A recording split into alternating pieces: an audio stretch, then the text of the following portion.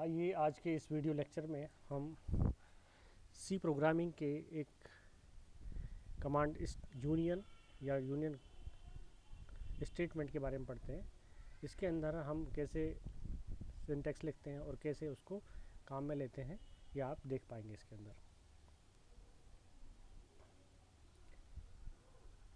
इसमें आप देख रहे हैं कि डेफिनेशन, यूनियन की डेफिनेशन क्या है।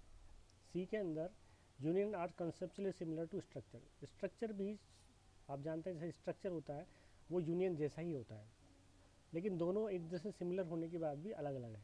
इसलिए हम इसको थोड़ा समझेंगे कि the syntax of union is also similar to that of structure. दोनों का स्ट्रक्चर लगभग बराबर है, एक जैसा ही देखने में आपको लगेगा, लेकिन इसमें थोड़ा सा अंतर आपको बिल्कुल महसूस होगा। The only difference is the in term of storage. Storage मतलब मेमोरी, कि दोनों आपके मेमोरी अलग अलग टाइप की मेमोरी यूज़ करेंगे, यानी कि एक मेमोरी कम मान लेता है, एक मेमोरी ज़्यादा लेता है। इन स्ट्रक्चर ईच मेंबर, स्ट्रक्चर में क्या होता है, इन structure each member has its own storage location. जैसे अगर आपके स्ट्रक्चर में 3 मेंबर है तो तीनों मेंबर अगर 2-2 बाइट लेते हैं तो टोटल 6 बाइट काम में आएगी। लेकिन whereas all members of union uses a single shared memory location which is equal to the size of its largest data member. लेकिन यदि मान लो यूनियन के अंदर 3 मेंबर है और वो सब 2-2 बाइट लेते हैं तो टोटल बाइट्स काम में आएगी आपकी 2 बाइट, क्योंकि जो शेयर है मतलब आपका जो मेमोरी है वो तीनों में एक ही मेमोरी को काम में ले रहे हैं। इस तरह से हमारे यहाँ मेमोरी लोकेशंस की सेविंग हो जाती है यूनियन के अंदर। स्ट्रक्चर में नहीं होती, स्ट्रक्चर में हर एक के लिए मेमोरी अलग अलग होती है, इसमें शेयर हो जाती है यानी कॉमन रहती है। तो आप इसको यूज़ करेंगे तो मेमोरी आपकी कम खर्च होती है। देखिए आप इसके अंदर ये एग्जांपल है स्ट्रक्चर और ये है यूनियन। स्ट्रक्चर STRUCT स्ट्रक्ट, ये इसका कमांड है। इधर यूनियन UNION यूनियन, EMP दोनों एक जैसा ही है। यहाँ पर करेक्टर X फ्लोट Y, इसको E इसका स्ट्रक्चर का नाम है। यहाँ पर भी character X float Y E structure है। करेक्टर के लिए आप जानते हैं 1 बाइट की काम ज़रूरत पड़ती है और फ्लोट के लिए जो रियल वैल्यूज़ है उसके लिए 4 बाइट की ज़रूरत पड़ती है। यहाँ पर भी वही स्थिति है, लेकिन अब टोटल मेमोरी कितनी लगेगी ये हमको देखना है। यहाँ पर स्ट्रक्चर के अंदर स्ट्रक्चर वेरिएबल कौन कौन से, इसके अंदर स्ट्रक्चर में भी X और Y 2 वेरिएबल काम में ले जा रहे हैं। X और Y टोटल हो गया 4 + 1 5 मेमोरी, तो 5 बाइट्स का यूज़ होता है इसके अंदर। लेकिन यहाँ पर मेमोरी को हम शेयर कर रहे हैं तो मतलब 4 1 है और 1 5, टोटल तो 5 है, लेकिन बड़ी कौन सी है 4। तो 4 वाली बाइट से ही हमको काम चल रहा है, क्योंकि मिनिमम तो 4 तो चाहिए ही चाहिए, एक बड़ी साइज़ का है तो 4, और ये जब आवश्यकता पड़ेगी तो X भी इसी में सेट हो जाता है। यानी कि एक ही दोनों में से कोई एक वेरिएबल हम काम में ले सकते हैं हमेशा एक बार में, दोनों वेरिएबल काम में नहीं ले सकते, ये इसकी लिमिटेशन है। जबकि स्ट्रक्चर में दोनों वेरिएबल काम में ले सकते हैं। तो जैसे यहाँ लिखा हुआ है 4 बाइट्स चाहिए, allocated storage equal to the largest one, यानी कि जो सबसे बड़ी है उसका लेते हैं। इस तरह से आप इसके अंदर मेमोरी सेविंग हो जाती है, लेकिन वेरिएबल एक ही काम में ले सकते हैं, 2 नहीं ले सकते। अब आप आगे देखते हैं हम इसके अंदर कि this simplifies that although union may contains many members of different types, it cannot handle all the members at the same time। जो भी आपको बताया मैंने कि सारे मेंबर्स को काम में नहीं ले सकते, सिर्फ एक बार में हम केवल एक ही मेंबर को काम में ले सकते हैं। A union is declared using union keyword, जो उसमें दिखाया था हमने यूनियन, इसमें item curly braces INTM float X character C और IT1। इस तरह से यहाँ पर आपके 3 वेरिएबल हो गए, इंटीजर M हो गया, X हो गया और C हो गया। एक INT की साइज़ 2, फ्लोट की साइज़ 4 और करेक्टर की साइज़ 1। तो इस तरह से आपके 3 मेंबर है, लेकिन हम इसको एक ही काम ले सकते हैं। देखिए आप आगे, this declares a variable IT1 of type union item type है, लेकिन उसके अंदर हमने वेरिएबल बनाया IT1 टाइप का।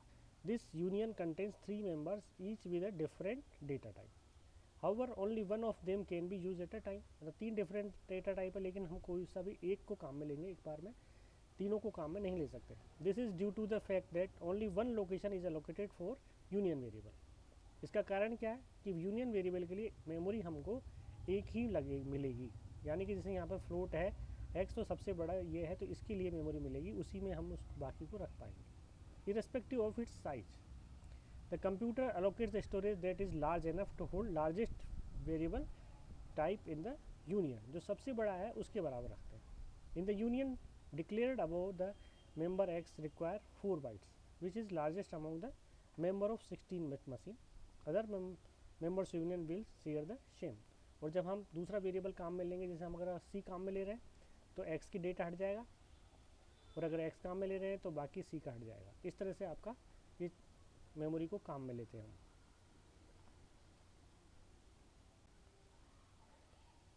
अब देखिए आप असेसिंग ए यूनियन मेंबर, आपको असेस करना है यानी कि मेंबर को काम में लेना है तो कैसे लेते हैं।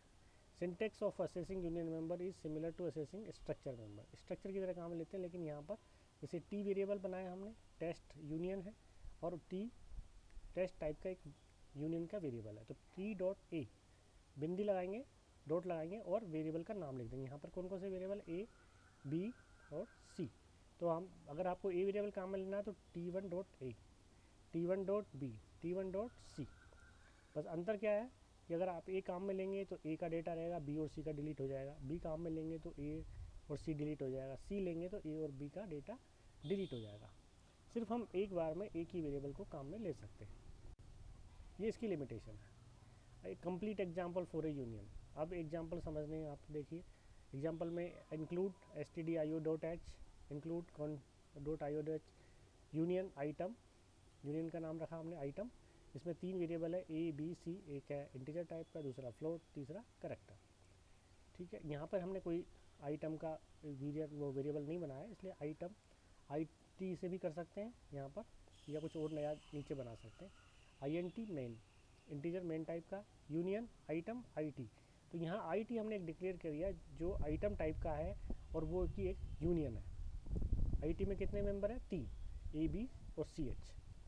तो यहाँ पर पहला यूज़ किया IT.A बराबर 12, IT.B बराबर 20.2, IT.CH बराबर Z।